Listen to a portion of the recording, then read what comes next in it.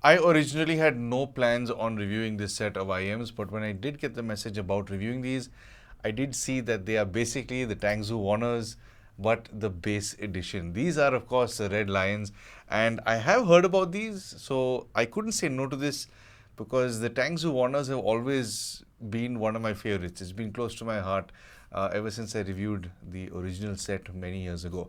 Thank you to the folk at Headphone Zone for making this review possible by sending me this demo unit. All thoughts and opinions are my own as always.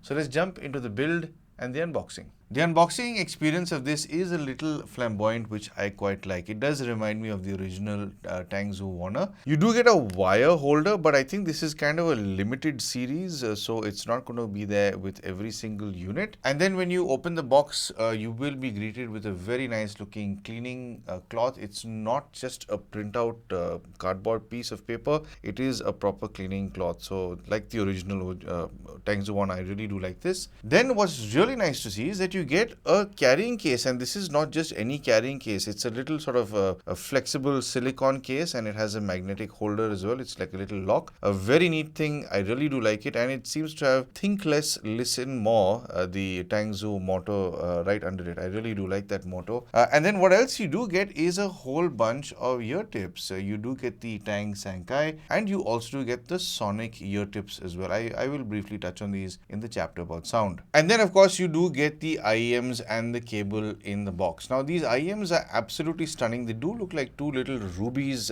being fished out of the box, and they are see-through, so you can see all the workings on the inside. It's a very simple inert. There's not too much going on. There's one driver on the inside, so you can see the wires leading to this driver. But I really do like the faceplate. It does have this sort of red lion look. It kind of looks like a dragon, but it is referred to as a red lion. It's definitely very nicely done. Now I do suspect this finish will pick up scratches and scuffs over time unless you're extremely careful with it, but I must say that it is very nicely done, especially for something at this price. To see this level of detail, I think it's quite amazing to see how well it's done. Comfort wise, I really do like these seem to be really tiny. Now I'm not absolutely certain if it's exactly the same size as the SG or the original ones, but compared to some of the larger IEMs that I've been reviewing in higher price ranges, this seems like a very nice small compact set of IEMs. So this I think will be comfortable for majority of people instead of the usual much larger size that can be a little uncomfortable for some. And then moving on to the cable, well, this is a silver plated OFC cable. It's definitely beautifully done. It does match the look of the case and the IEMs. It's got this sort of matte look to it. It's definitely very smart looking, and of course you do get a 0.78 mm termination where these cables connect with the IEMs. R for red, R for right. This one matches up to the right IEM and the other blue one to the left, and then of course the other side of this is terminated to the 3.5 mm termination, and as you can see, it does have multiple sort of splits here, which means it does have a microphone. This little microphone module does look rather familiar. I think it's the same module that they used on the SG2 variant. So if you do want to know how this will perform, here's a quick demo to show you how your voice will carry over to your recipient with this microphone. So I'm calling from the confines of my studio, so you get a sense of what this microphone is hearing on my phone, and I will switch over to the Tangzu microphone, which is here, once I plug it into a DAC with a pass-through, and I'll plug it in now. Audio handed over to headset. There you go. So right now you'll be hearing the audio from this specific microphone. So I'm pretty sure it'll make a difference if I hold it closer to my mouth or further away. This, as far as I know, is a similar module they use for the other iterations of the Tangzu. So I do suspect it will sound very similar to that. So you are sitting in the reviewer seat, so you'd be the best judge to see whether or not you like how this sounds, because this is how your voice will carry on over to your recipients, of course, for gaming or for calls. Now, while I'm here, I do want to touch on the fact that this is a very comfortable set of IEMs. In fact, let me just show you what it looks like. It sits very comfortably within my ear. I don't feel any sort of pressure outwards or anything really. It's the ear tips are super comfortable. This sits very snug in my ear. It's not really sort of pushing my ear outward or anything. So I do find these to be quite comfortable. The overall footprint is quite compact. So anyway, I do hope that this call demo has given you a better understanding for the microphone, and I'll see you in the chapter about sound. This comes with 10 dynamic drivers, has a frequency response of 20 Hz all the way up to 20,000 Hz, and it has a very easy to drive low resistance of just 20 ohms. So much so, when I first plugged this into my RZ550 from Rose's Elsa DAC amp, and I plugged it into my phone, it blasted. It was a little too loud. In fact, because I'm used to setting my volume anywhere between about 25 to 35%, and it was at about 30 or 35 at the time. And I think my phone remembers when I plug in the same DAC amp. So the last set of IEMs I heard at that volume were fine. This is very loud through my Android phone. It seems to have some sort of a boosting. When I plug it into my Mac, it sounds about the same at about maybe 45 or 50% volume. So yeah, that's one thing to keep in mind. Start listening to this at a lower volume because this is very easy to drive. So on a volume front, I've been listening to this at maybe like that, like I said, 20-25% via my Android, and about 55% on the Mac. And then moving on to its imaging and soundstage. Now, this is very similar to the SG, or it's got the essence of the original model for that matter. In fact, listening to it, it didn't sound new to me. It sounded like an old friend who's been to the gym. So it is newer, but there's that sense of familiarity when you do listen to this. Now, the imaging is definitely not high tier, like if you're listening to some IEMs in the 6,000 price range or 6,000 plus. There's a lot of good stuff in that range, if I'm being honest right now.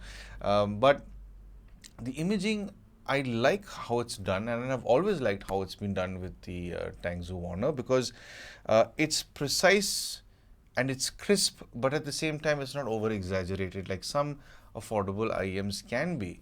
So it's much the same sounding to me in terms of its overall resolution and detail recovery, and it might sound a tad softer around the edges. Call it warmer, if you will. Soundstage wise, again, it's much the same like I think the previous iteration was. It does give you the illusion of some tones coming from outside of the IEMs, but this of course happens rarely. But there is a healthy bubble, white bubble within your head when you're listening to this. Highs, mids and lows I think are also much the same as they used to be. But I will say that, it's difficult to fault these IEMs, but I will say that on some, and I mean very rare mixes or recordings, I found female vocals to be a little too forward. They're a little too intimate, and I've not been too happy with that. But this again is literally just been one or two random recordings I've heard from some different albums. I've thrown a lot of jazz and blues at this. I have thrown some EDM at this over the last few days, and a little bit of rock and so on, just to see how it is. And it's, like I said, it's very difficult to fault this. The highs at no point do get sort of too forward or too energetic. It's certainly boosted, but not to the extent where it's going to be aggressive for most listeners. I think even if you're high frequency sensitive, this is it's surprisingly smooth on the ear. At no point does it get offensive. Mid frequencies, again, there's a good separation over here with all instruments and vocals. And yeah, my only gripe here is maybe with those one or two recordings where the female vocals sounded too forward. After that, it's been fine, apart from those two recordings.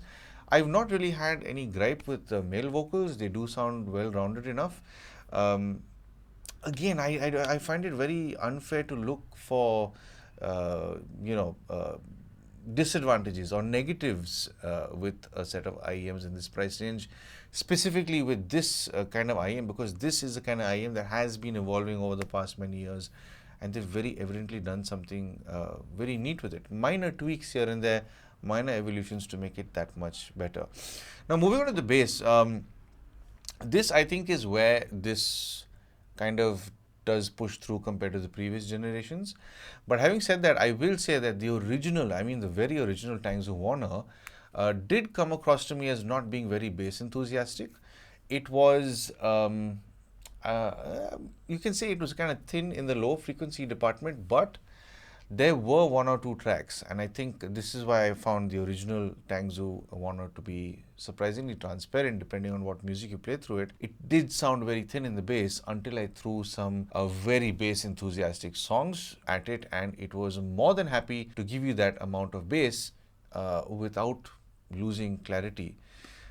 This IEM on the other hand is not so specific with you need to feed me very good sounding bass. It's very happy to give you that lower frequency with all the kind of music that I've thrown at it. It's been very comfortable pushing out that lower frequency, but at the same time, it's like it's not being careless about it. It's not that 16-year-old boy who's just discovered his father's music system and boosts the lower frequency. It's not that. It's not being careless about it. It's rather quite. It understands what it has to do to stay within its limits and not offend the listener. So I started off with nothing but jazz and blues, which I prefer. Then I moved on to some rock, and when I threw EDM at it, I was like, man, it's got to have some fault here. Maybe they've boosted it too much, but it's just right. They've tuned it really tastefully, so that it is definitely. As far as I remember, I don't have a set of older Waners to do any A/B testing with, but at no point did I feel that the older Waners were as calm and composed about their lower frequencies as this is. This is very comfortable handing out that lower frequency to you. Now, no doubt, it's the way it handles its lower frequencies is definitely a lot more composed and in a very tight manner. I'd say even the lower frequency rumbles that come through, they're not coming at you with sort of an over exaggeration where, you know, sometimes when you overdo a subwoofer, there's a lot of rattle in the room. This doesn't do that. This goes down to the extent where, you know I need to amp it by this much, and I'm going to, you know, give you the exact amount you require for this kind of track. I have tried, oddly enough, I don't like doing this, but I have given this a lot more volume with some tracks that I normally don't, just to see if this starts freaking out. At no point has it felt uncomfortable in the lower frequency. So I will say that this is definitely not the kind of bass that is going to be bloated.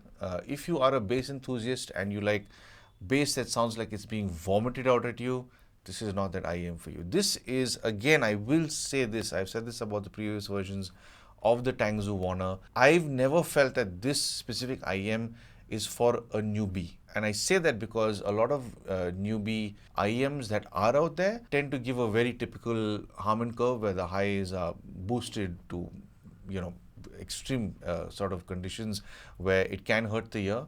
And the low frequencies are also elevated to a mad level. Now, this kind of tuning is great for if somebody is trying to come from wireless earphones. It will pull them into the hobby, great. This IEM will not do that. This IEM is more, I'd say again, like every other Tangzu Wan'er, it is for the person who understands what they're looking for in the audiophile hobby. It's more for the seasoned audiophile who wants to pick up something affordable and doesn't mind if it happens to break over time, if they've been careless or it's gotten run over or something.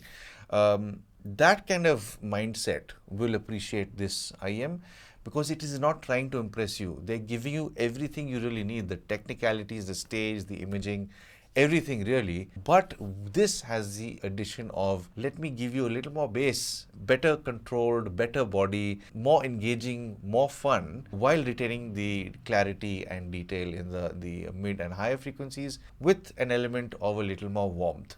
That's pretty much what this is. So to sum up real quick, if I can, I do like the overall finish of this. I like the package you get to this. It's a very nice unboxing experience.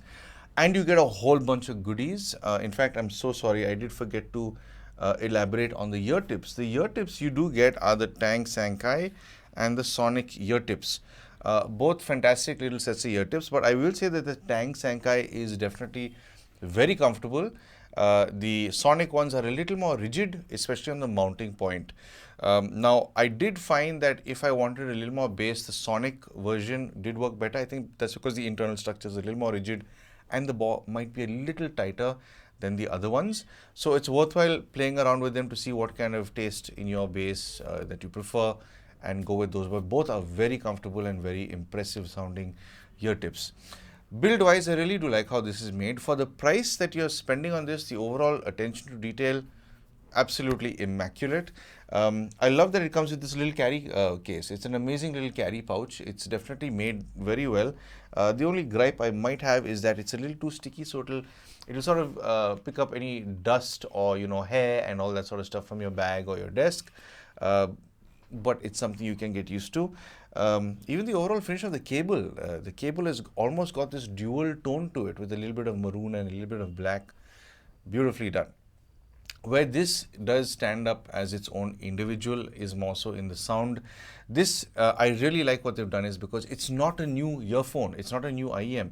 It's basically taken notes from all the previous generations of the Tangzu Wan'er and literally just given you a slightly different flavor while retaining pretty much what it was. So if your flavor has been bass or a little extra salt, it's got exactly that, and it's done terrifically well. They've not tried to overdo it. They've not tried to, impress a new listener. They've not tried to impress, for that matter, even a loyalist. If somebody who has like the original Tangzu Wan'er sound or the SG2 or whatever, I don't think they've tried to impress those people to say, hey, listen, if you have that, pitch those out, this is for you. No, it's not there for that.